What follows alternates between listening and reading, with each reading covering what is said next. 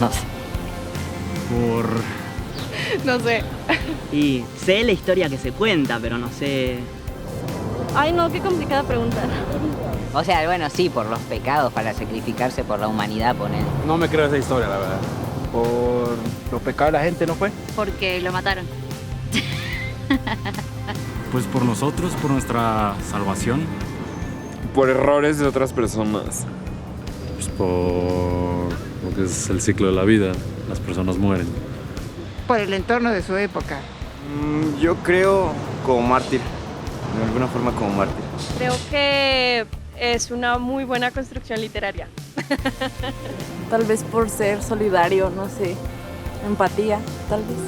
Según yo, por nosotros, pero la pregunta en general es, ¿de verdad valió la pena?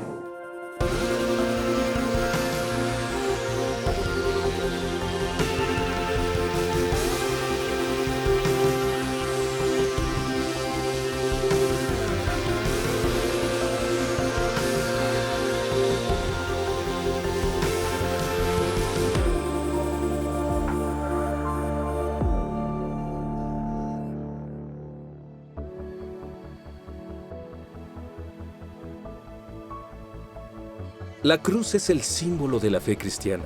La cruz es como el logo del cristianismo. Cerca de un tercio de los evangelios hablan de la muerte de Jesús, y casi el resto del Nuevo Testamento nos explica por qué murió. Descubrí que cuando entendí por qué Jesús había muerto, cuando experimenté lo que su muerte había logrado para mí, eso lo cambió todo. ¿Por qué murió Jesús? La respuesta es porque Él te ama. En un versículo del Nuevo Testamento, Pablo dice: el Hijo de Dios, quien me amó y dio su vida por mí. Tú eres amado.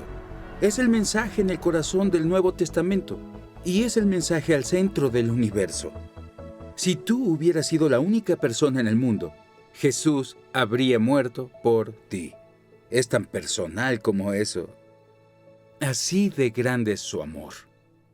Su amor por ti es incondicional. Con todo el corazón, es continuo. Es el amor más grande que podrías imaginar. Y esa es la razón de la cruz. Es el enorme amor de Dios por ti. Entender esto cambió por completo mi vida. Pero, ¿por qué era necesario? ¿Cuál es el problema? Estás creado a imagen de Dios. Dios te ama. Él te creó. Significa que tú eres su obra maestra. Existe algo fantástico en todo ser humano, algo noble, algo magnífico. Los seres humanos son capaces de una creatividad extraordinaria, música, arte, literatura. Dios te hizo un ser creativo porque estás creado a su imagen. Los seres humanos somos capaces de un gran sacrificio, devoción, gentileza.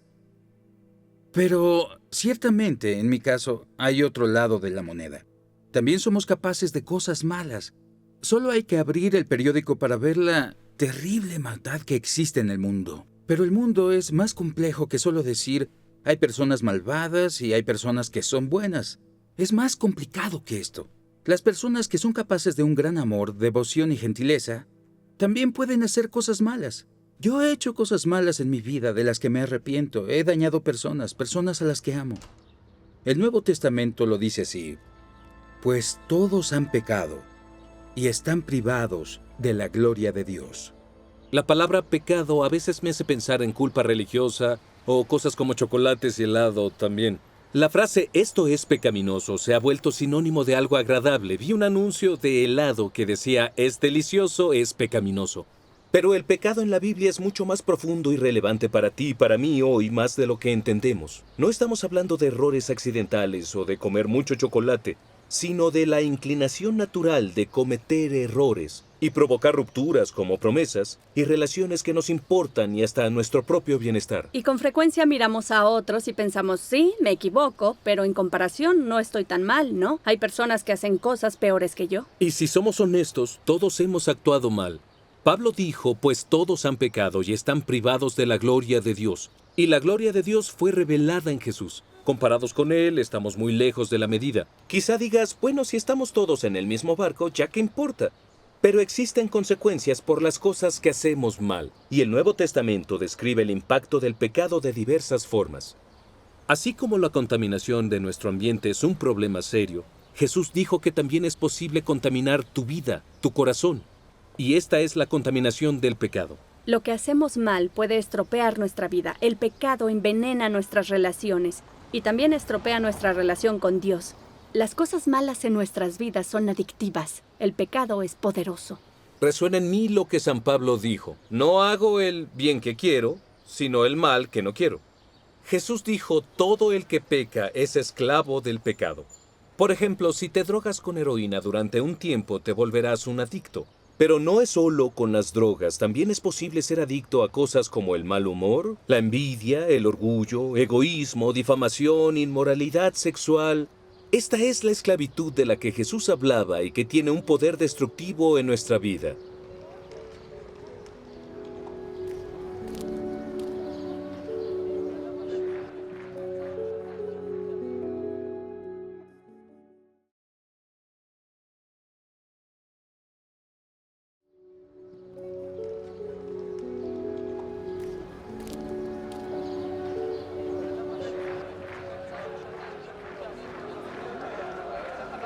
Algo en la naturaleza humana pide a gritos justicia. Amor y justicia no son opuestos. Cuando escuchamos que un niño fue abusado o que una persona anciana fue atacada sin piedad en su hogar, queremos que quien hizo esto sea arrestado y castigado, porque pensamos que debe haber un castigo por el pecado. Mas, no solo los pecados de los otros son los que merecen castigo, los nuestros también. Pero es más fácil pensar en la culpa del otro que en la nuestra. San Pablo dijo, por tanto no tienes excusa, tú quien quiera que seas cuando juzgas a los demás, pues al juzgar a otros te condenas a ti mismo, ya que practicas las mismas cosas. Todos nuestros errores crean una barrera. Es como cuando peleas con una persona que amas, ya sea un familiar o un amigo cercano, y no puedes verlo a los ojos, como si algo se interpone entre los dos. Y nuestro error, nuestro pecado, crea una división, una barrera entre nosotros y Dios. Y es como el rompimiento de una relación, no solo con Dios, también de todas nuestras relaciones. Ese es el problema, es la mala noticia. ¿Y cuál es la solución? La buena noticia es que Dios te ama. Y Él vino a la tierra en la persona de su Hijo para hacer algo al respecto. Morir por ti y morir por mí. El apóstol Pedro lo pone así. Él mismo, en su cuerpo, llevó al madero nuestros pecados. Por sus heridas, ustedes han sido sanados. Ahora, esto se ha descrito como la autosustitución de Dios. ¿Esto qué significa? El día 31 de julio de 1941, sonaron las sirenas del bloque de celdas 14 en el campo de concentración de Auschwitz.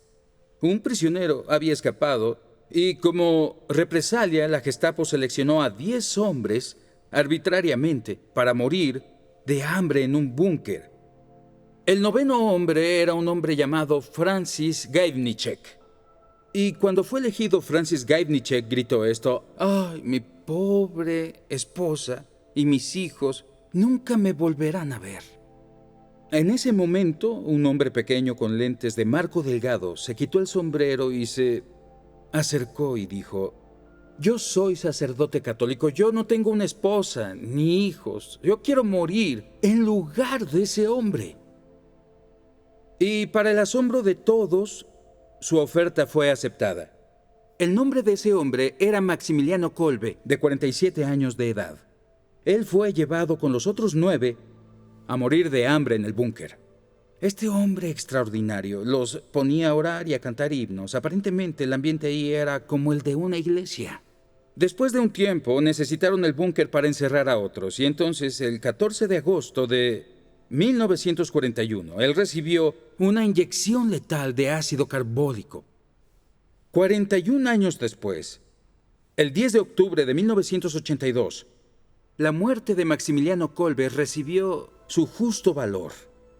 Ahí, en la Plaza de San Pedro, en Roma, con una asistencia de 150,000 personas, 26 cardenales, 300 obispos y arzobispos, estaba Francis Gajewniczek.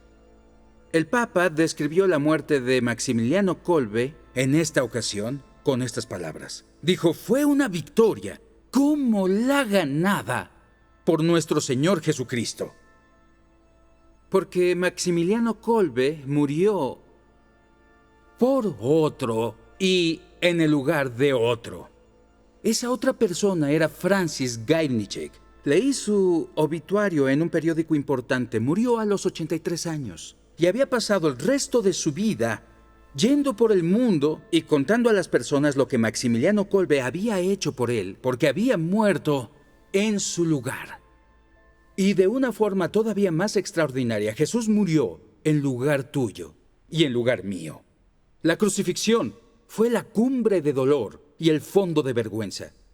E interesantemente, el Nuevo Testamento no hace énfasis en el sufrimiento físico y la tortura de la crucifixión, porque, de hecho, otras personas en la historia han muerto quizá de una forma más violenta. De hecho, hoy en el mundo hay personas que son crucificadas.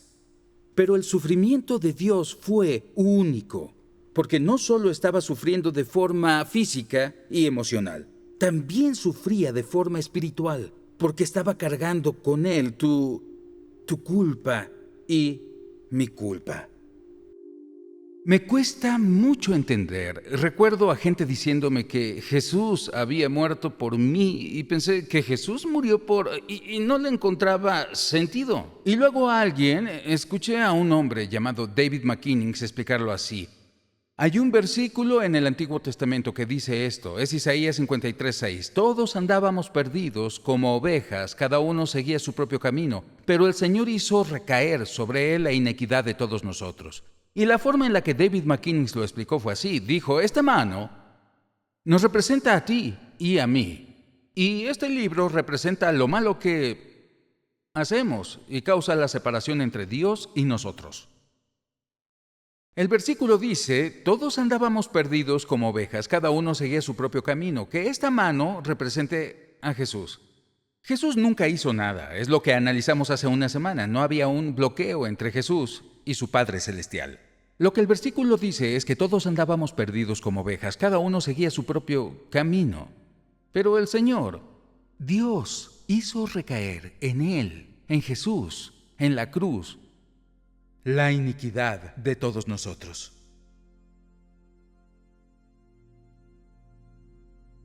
Y luego David dijo, ¿ves a dónde te lleva?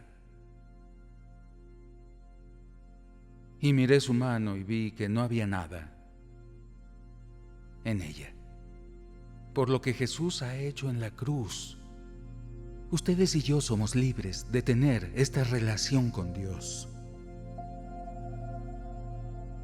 La cruz y la resurrección son como un solo evento, y los resultados de la cruz son como diferentes caras de un hermoso diamante. Una cara nos muestra todo ese amor que siente Dios por ti. La culpa es sentirnos mal por cosas que hemos hecho. La vergüenza es sentirse mal por quiénes somos. Y en la cruz, Jesús aceptó tu culpa, tu vergüenza, mi culpa, mi vergüenza. Por lo tanto, no hay necesidad de culpa o vergüenza, porque tú eres amado. Tu valor es lo que vales para Dios. Y tú tienes un infinito valor para Dios, porque Jesús murió por ti. Ese es el gran amor que te tiene. La otra cara nos muestra la verdadera naturaleza del amor, que no solo es un sentimiento, es más que palabras, significa acciones. Jesús demostró eso, demostró su amor al entregar su vida por nosotros. Jesús se sacrificó por nosotros.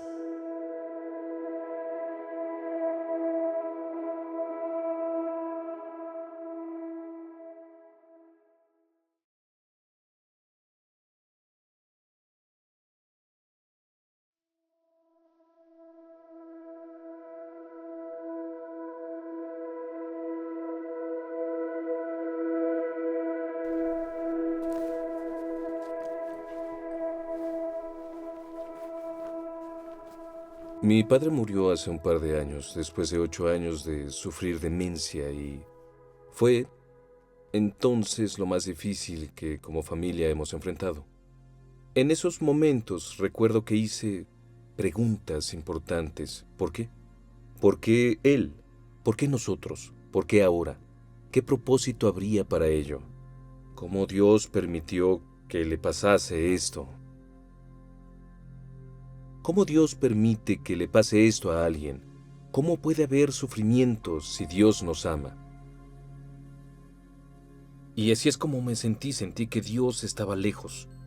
Y es vital hacer estas preguntas aún siendo cristiano. Creer en Dios no significa que no puedas tener dudas y que hagas preguntas siempre. El mismo Jesús gritó en la cruz, Dios mío, ¿por qué me has desamparado?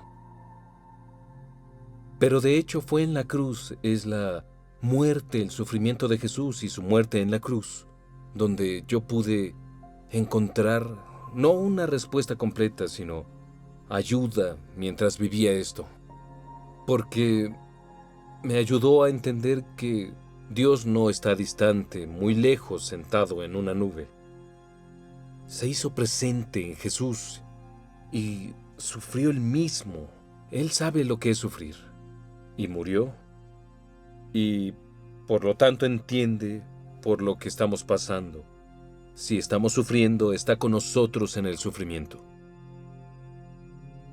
La resurrección de Jesús nos muestra que la muerte no es el fin, que finalmente Jesús ha derrotado a la muerte y que a pesar de que podamos sufrir ahora, un día ya no habrá más sufrimiento y no habrá más dolor.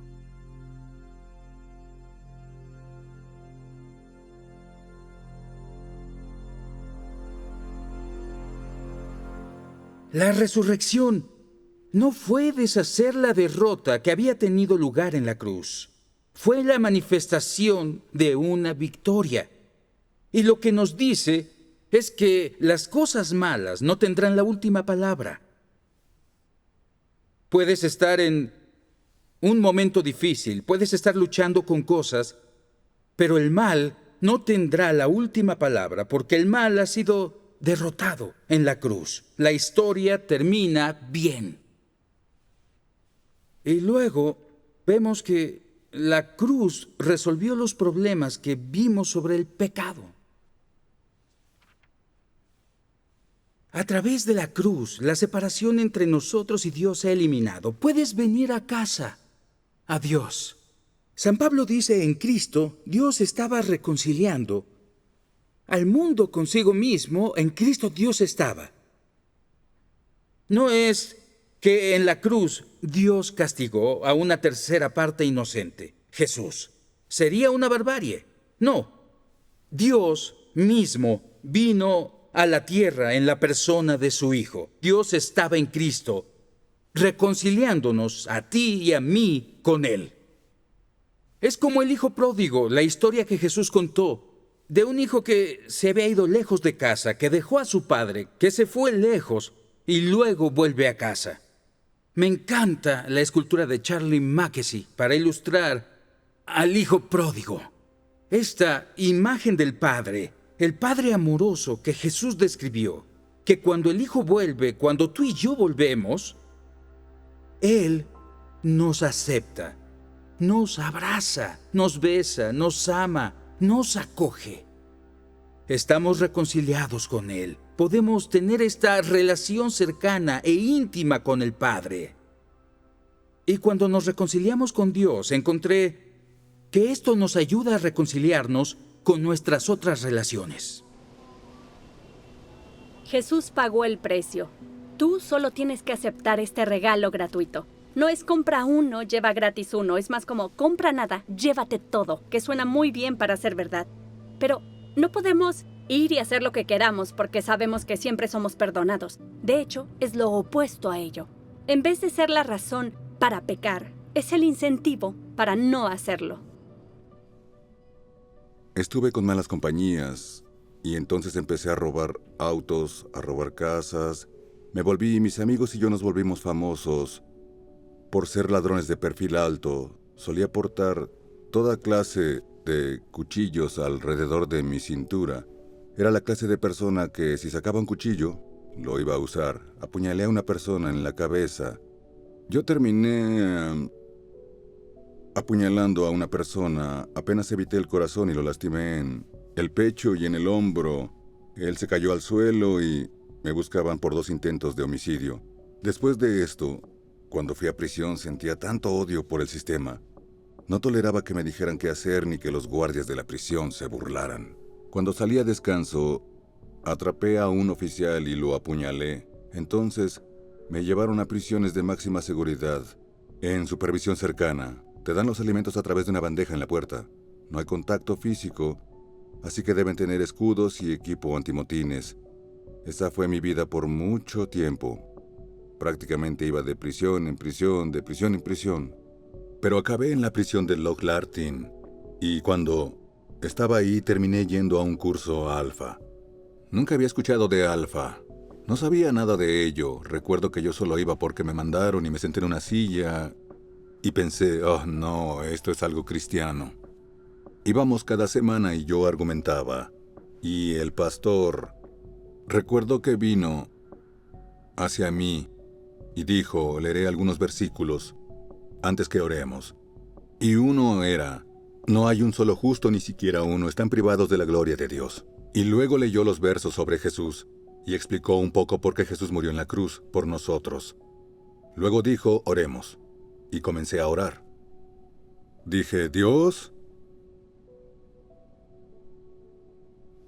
si tú eres real, entra en mi vida porque odio quién soy yo. Y nada pasó. Pero luego, mientras hablaba con el pastor, empecé a sentir como esta energía en mi estómago, que crecía, crecía, crecía y crecía. Y de pronto lloraba lágrimas incontrolables y lloré. Y porque fue un cambio.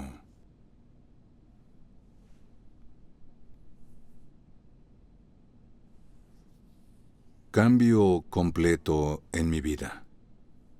Supe que Dios era real y nadie cambiará eso ahora. No olvido que empecé a correr en el pabellón. Se habían dado cuenta de que me convertí en cristiano, así que hasta apoyé en otros 2 cursos, Alfa. Luego de eso, salí de la cárcel. Estuve en la prisión en donde hubieras pensado que en la prisión donde apuñalé a los oficiales no habrían querido recibirme. Y me recibieron. Así es como trabaja Dios. Mi mayor beneficio es ir a las prisiones y ayudar a los prisioneros, tratar de hablarles sobre Dios. Tengo 4 hijos y son mi vida. Y siento pena cuando pienso que en el pasado de haber tenido hijos no habrían tenido una buena crianza y ahora se sientan en la noche y estudian la Biblia con su padre.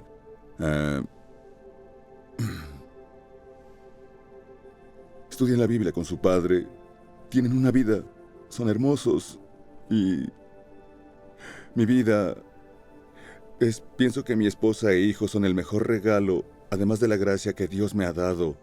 Es el mejor regalo que podría darme.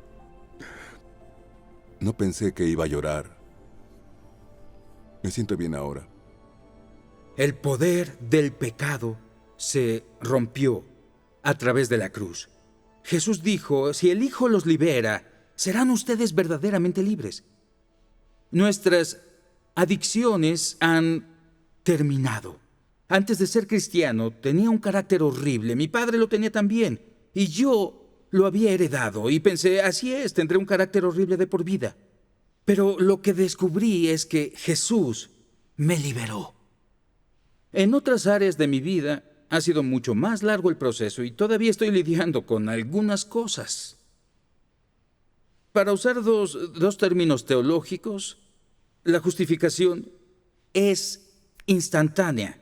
Reparas la relación con Dios al instante a través de la cruz. Pero la santificación, que es el proceso de volverse como Jesús, es un proceso más largo.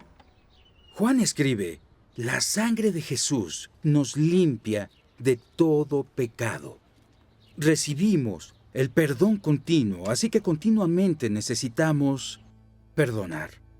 Para mí, experimentar el perdón de Dios hizo una gran diferencia.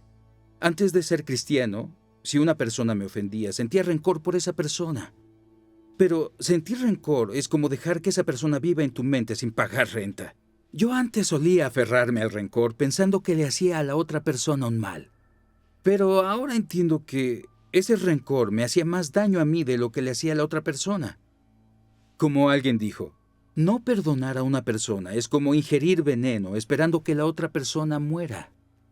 Una vez que experimentas el perdón de Dios, ya que Dios te perdona a ti, tú tienes que perdonarte a ti mismo. Y esto resulta difícil, pero debemos perdonar porque, como dice C.S. Lewis, no perdonarnos a nosotros es como considerarnos el ser un tribunal más alto que Dios. Si Dios perdona, tú debes perdonarte a ti mismo. Y perdonamos a otros porque se nos ha perdonado mucho. El perdón es una elección, pero no es una opción. Y no es sencillo. C.S. Lewis dijo, todos creen que el perdón es una idea encantadora, hasta que tienen que perdonar algo. Y entonces es muy difícil. Pero es una realidad que el primero en disculparse es el más valiente. El primero en perdonar es el más fuerte. Y el primero en olvidar es el más feliz. Una de mis heroínas es Corrie ten Boom, una judía holandesa que escondió judíos en la guerra. La atraparon y Corrie, su hermana y su padre fueron al campo de concentración Ravensbrück. Su padre y su hermana Betsy murieron ahí. Es una mujer fabulosa. Después de la guerra se dedicó a hablar con la gente sobre el perdón. Hablaba en una iglesia en Alemania una vez y al final de su charla reconoció al hombre que se aproximaba hacia ella. Se dio cuenta de que era uno de los crueles guardias de Ravensbrück. Ella lo recordó, como era entonces. Y cuando él se acercó, dijo, yo era guardia en Ravensbrück. Él no la reconoció, pero ella sí lo reconoció. Ella lo vio y recordó que caminó desnuda frente a él. Dijo que sintió tanto frío y tanta ira. Él dijo, me he vuelto cristiano ahora. No niego que he hecho cosas muy crueles, pero he recibido el perdón de Dios por las crueldades cometidas. Y solicito con la gracia de Dios una oportunidad para pedirle a una de mis muchas víctimas que me perdone. Fräulein ten Boom, ¿alguna vez fuiste perdonada? ¿Me perdonarías? Y no podía hacerlo. Recordé el sufrimiento de mi hermana en agonía por él.